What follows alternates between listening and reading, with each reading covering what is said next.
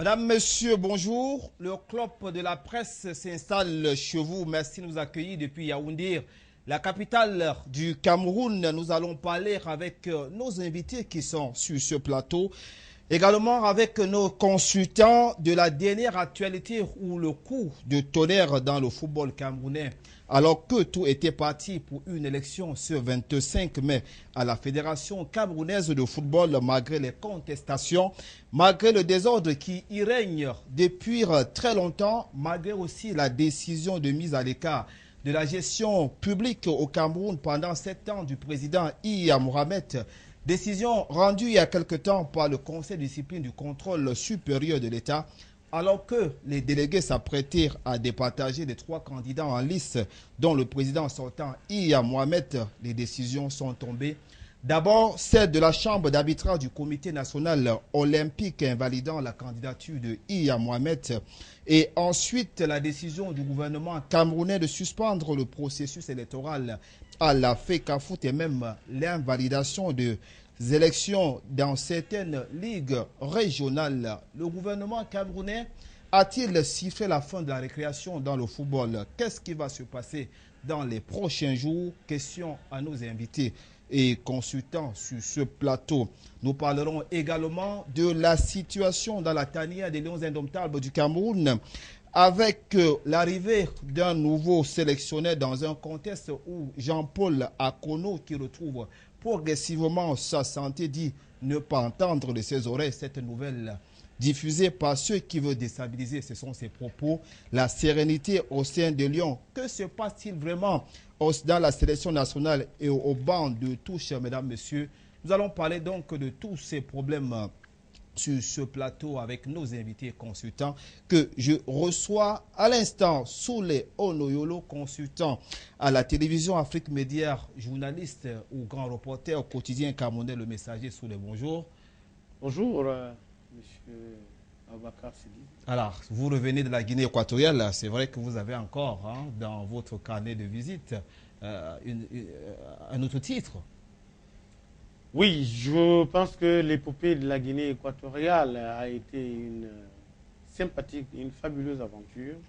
Une aventure qui nous a permis, n'est-ce pas, de célébrer une grande première dans l'histoire, n'est-ce pas, de l'Afrique, ou alors des rapports entre les journalistes, la presse africaine et les chefs d'État africains, parce que c'est pour la première fois qu'un chef d'État africain parle à l'Afrique, aux Africains, à travers les médias africains. Oui. C'est une grande première. Et je pense que la rencontre entre le président équato-guinéen, n'est-ce pas, Obiangema Mbasogo, et les médias africains fera date dans l'histoire parce qu'elle va symboliser, elle va consacrer la redéfinition des rapports entre la presse, les médias africains et, n'est-ce pas, les leaders africains. Et l'autre chose qu'il faudrait dire, c'est qu'à un moment donné, nous avons ressenti chacun dans, n'est-ce pas, son fort intérieur, cet appel lancé par Obiangema, le président Obiang, qui nous a montré qu'il avait encore, n'est-ce pas, les grands restes, les beaux restes du panafricanisme, un panafricaniste engagé qui appelle la presse africaine à se mobiliser, un panafricaniste engagé qui demande non seulement à la presse de se mobiliser pour aller à l'encontre, à la critique réelle, n'est-ce pas, des informations telles que exprimées par beaucoup de nos confrères occidentaux qui font beaucoup plus dans la négation de l'Afrique, mais un panafricaniste qui dit qu'il va s'investir auprès des leaders africains pour que la presse africaine soit dotée, n'est-ce pas, des moyens de travail, des infrastructures de travail assez compétitives qui permettent tout simplement aux uns aux autres de faire leur travail. Et comme vous le disiez, je suis revenu avec un grand titre. J'ai été, n'est-ce pas, investi par les pairs qui étaient là, plus d'une 50aine d'organes de presse, comme secrétaire général du Conseil africain des médias. Et je crois que le plus beau reste à venir. Le plus beau reste à venir. Merci à vous. Donc, sous les Onoyolo, vous parlez de panafricanisme. Nous avons un panafricaniste sur ce plateau. Il est juste assis à côté de moi. Tayou Kamger est le directeur de la radio chez Kanta Diop. C'est ici à Yaoundé, dans la capitale camerounaise. Tayou Kamger, bonjour. Bonjour et bonjour aux auditeurs, on sait que vous êtes habitué à la radio. Parce que je suis habitué à la radio. Oui. Mais ça, bonjour aux téléspectateurs de notre chère télévision. Voilà, c'est la première fois que vous arrivez sur ce plateau, donc vous êtes le bienvenu. Juste à ma gauche, l'autre consultant à la télévision Afrique Média, journaliste panafricain. Il aime bien qu'on l'appelle ainsi aussi, activateur politique. Lui aussi, il revient de la Guinée équatoriale. François Bikoro, bonjour. Bonjour. Vous aussi, vous avez eu une nouvelle distinction de ce côté. Non, je ne crois pas que ce soit une distinction, c'est une reconnaissance. Très bien. Pour le travail que nous abattons tant ici à Afrique Média que dans toutes les autres instances de communication usitées par l'ensemble de la presse panafricaine pour le bonheur de l'Afrique, pour la libération de l'Afrique. Oui. Nos origines du péciste de par nos arrière-grands-parents jusqu'à nos jours ne nous permettent pas de laisser cette imposture et cette hypocrisie qui s'est installée à Washington, à Paris et peut-être à Londres pour essayer à travers des médias interposés, j'allais dire des médias occidentaux, qui ont remplacé la Bible à l'époque.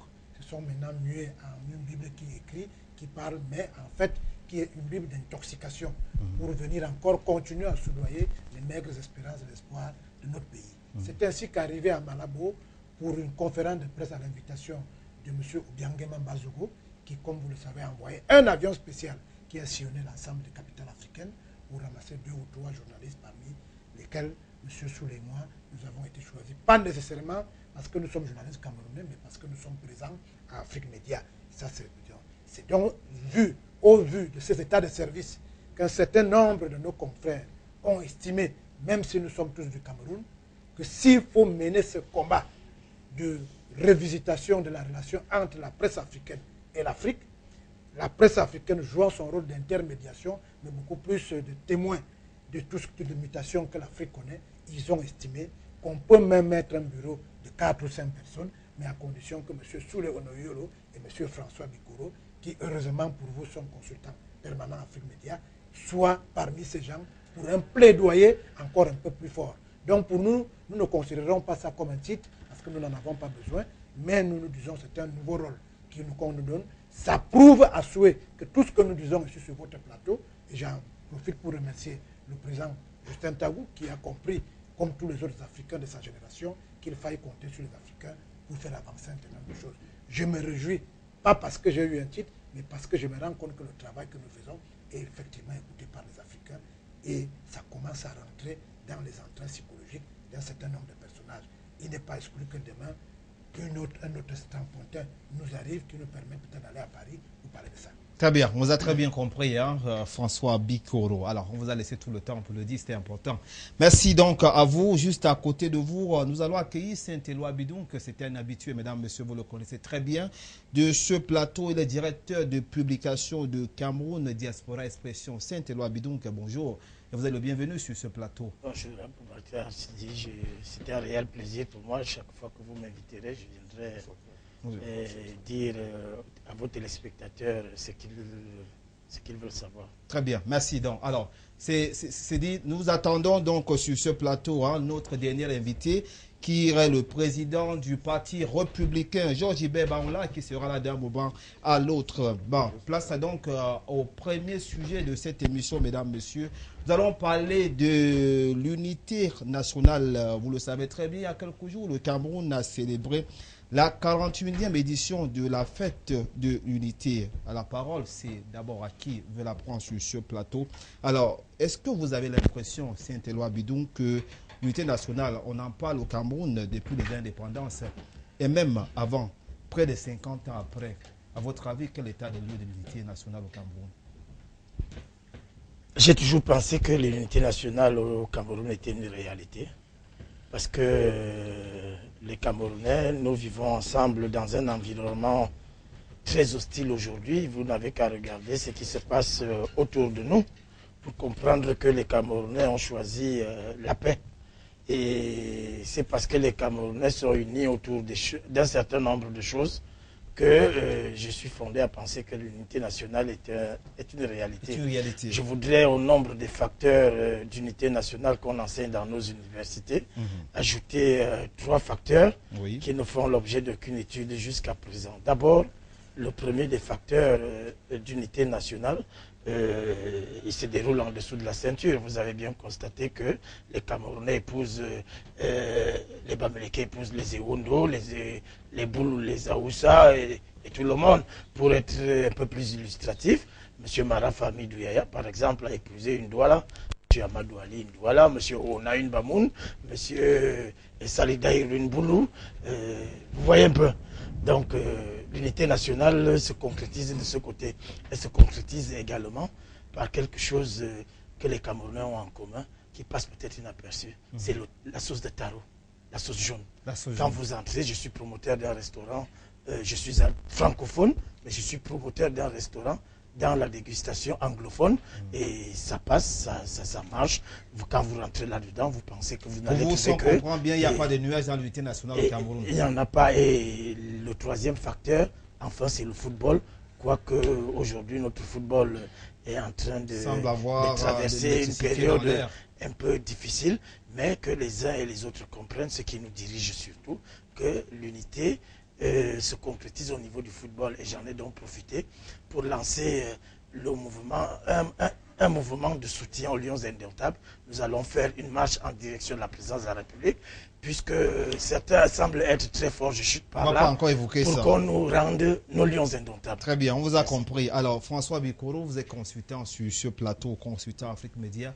Quelle est un peu votre lecture de l'état de lieu de l'unité nationale au Cameroun, au moment où c'est quand même un discours qu'on tient depuis le roman de l'indépendance, des indépendances en Afrique, et même au niveau du Cameroun? Je ne vais pas faire un procès à l'Organisation des Nations Unies, parce qu'il y a uni aussi dans ce slogan, d'avoir truqué les élections dans les années 60 pour permettre à ce qui était le Grand Cameroun à l'époque de se sévrer de la moitié de son territoire en direction du Nigeria. Je ne vais pas faire un procès à M. Amadou Aïd ou à M. John Goufoncha, qui était allé à Fumban, au lieu de parler de l'unité des Camerounais, on parlait de l'unité des 2 Camerounais qui ont épousé des langues étrangères, qui étaient le français et l'anglais. Je voudrais simplement considérer que l'unité déroge du fait que des gens veulent être ensemble pour des choses précises sur lesquelles ils s'entendent.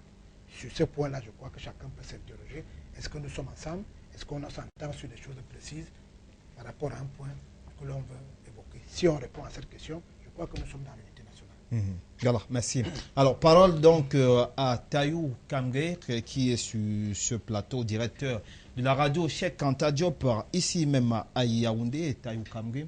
Alors, lorsque vous voyez un peu, lorsqu'on parle de la vision des nationalistes du départ pour ce qui est de l'unité nationale, est-ce que vous avez l'impression, près de 50 ans après, ou peut-être 41 ans depuis qu'on célèbre l'unité nationale au niveau du Cameroun, est-ce que c'est le même projet? Je ne sais pas exactement si les Camerounais parlant de l'unité, n'est-ce pas? Tout le monde parle de l'unité, mais je ne sais pas si nous parlons exactement de la même chose. Il me semble que pour être unis, il faudrait qu'on soit au moins une volonté de s'unir, il faudrait qu'on soit au moins 2, le minimum, n'est-ce pas? Là, on va avoir un besoin de fusion. Et dans le cas du Cameroun, il me semble qu'il y a au moins 2 Camerouns, n'est-ce pas? Non pas celui d'anglophone et de francophone, mais il y a ceux qui ont participé à la guerre d'indépendance, n'est-ce pas? Oui. Et qui ont été vaincus par d'autres qui se sont alliés aux forces occidentales. Donc, l'UNC et le RDPC par la suite. Donc, est-ce que on peut, ces deux entités-là, n'est-ce pas, alors qu'il n'y a pas jamais eu un moment de réconciliation, n'est-ce pas, est-ce qu'on peut parler d'unité, n'est-ce pas? Est-ce que ce n'est pas un vain mot, une incantation, quand on sait que si jamais, et comme l'histoire nous l'apprend, n'est-ce pas, nous l'avons vu, c'est l'UNC et le RDPC par la suite qui se sont opposés à l'indépendance, qui viennent nous parler d'unité nationale, sans avoir d'abord au préalable rappelé ou commémoré ceux qui ont véritablement lutté pour l'indépendance. Il me semble qu'il serait difficile de parler d'union. C'est comme si dans votre famille, c'était la personne qui était, j'allais dire, le délinquant de la famille, n'est-ce pas? ou tout au moins quelqu'un qui a une mauvaise posture dans la famille, qui devenait le juge de paix dans la famille et qui vous parle d'unité, qui vous parle de fidélité, de liens de famille. Donc vous sentez que c'est un peu creux, ça fait incantation. Et c'est dans plus d'incantation quand excusez-moi, tout à l'heure le grand frère a dit quelque chose, mais qui me semble aussi une incongruité. De dire que on épouse l'unité nationale, c'est parce qu'on épouse une fille d'une région. Mais ça a toujours existé dans l'Afrique entière, dans l'Afrique, n'est-ce pas, l'Afrique ancestrale, que les pays, les Africains s'épousaient indépendamment du fait de leur tribu, n'est-ce pas? Donc ça a toujours existé, ça peut exister, ce n'est pas ça qui est un facteur d'unité. Donc en fait, on se repose là-dessus, sur un faux pilier, et un faux pilier qui va nous apporter, qui va nous amener. On parle des lions indomptables, mais excusez-moi, on n'a pas demandé l'indépendance pour jouer au football. Comment peut-on nous parler d'indépendance, d'unité nationale à partir du football? C'est un non-sens. C'est un non-sens historique que de parler d'unité nationale et de l'accoler le football. Le football, c'est quoi? Le football, c'est une passion pour 2 ou 3 personnes. Mais qui vient monopoliser, n'est-ce pas? On vient enfermer tous les Camerounais dans une histoire où 2 personnes vont, c'est-à-dire 22 personnes courent après un ballon et on nous monopolise là-dessus. Ça, c'est une aberration. Voilà. De parler de l'unité nationale là-dessus. Et bon, maintenant, le dernier point, le grand frère a parlé, bon, la sauce jaune. Mais tout le monde mange la sauce jaune. Ce n'est pas un facteur d'aujourd'hui. Ça a toujours existé dans la culture africaine que les Africains mangeaient leur... Mais maintenant, la colonisation nous a peut-être séparés à un certain moment, mais il ne faut pas qu'on confonde les épiphénomènes, n'est-ce pas, au noumen qui correspond à la culture africaine, qui est un échange et dont l'unité nationale, n'est-ce pas? Autrement dit, ça reste un slogan creux, si on vous comprend très bien. Elle existe bien avant, et que ceux qui en font la promotion aujourd'hui, je ne suis pas sûr qu'ils soient légitimes. Je ne suis pas qu'ils soient légitimes à le faire. Très bien. Pour le faire, si vous permettez, pour le faire, il faudrait au moins qu'il le rappelle ou qu'il convoque la mémoire de Oumniobé, n'est-ce pas? Qu'il convoque les 3 présidents, Oumniobé, Moumié et comment s'appelle, et Wandié, n'est-ce pas? Qu'on les enterre au Cameroun de manière très digne. Après ça, on pourra parler d'unité, mais pour le moment, il me semble que c'est l'incantation. C'est l'incantation. Alors, on n'a pas besoin de bagarre pour avoir l'indépendance. Je vous en prie, l'indépendance se fait toujours par... Alors, avant que notre consultant ne fasse l'économie de tout ce qu'on a dit sur ce plateau, Georges Ibert, on l'avoue, vous êtes président du Parti républicain. Et votre parti politique a même d'ailleurs défilé au boulevard du 20 mai. C'est vrai que vous n'étiez pas, on dirait peut-être en 2 ou 3 mots, ce qui s'est vraiment passé. Alors, vous êtes d'accord avec ce qui s'est dit sur ce plateau? Est-ce que M. Taïou pense que c'est de l'incantation lorsqu'on parle d'unité nationale? Pourtant, vous avez célébré avec emphase ici au Cameroun. D'abord aux auditeurs, je dis bonjour à tous les auditeurs du Libyen, téléspectateurs, pardon, vous savez. Auditeurs, téléspectateurs, on va dire. Je voulais simplement dire que l'unité nationale est un tissu qui existe en cohabitation biologique. Il y a eu des bris à travers nos frontières aujourd'hui. Nous ne pouvons pas entamer un débat dessus pour dire l'unité nationale. C'est aussi ça l'unicité. Maintenant, le problème en ce qui concerne l'unité nationale au niveau du partage des ressources, c'est autre chose, c'est un débat. Et c'est le débat qui est vif et quotidien, parce que nos comportements parfois un peu légers, parce que certains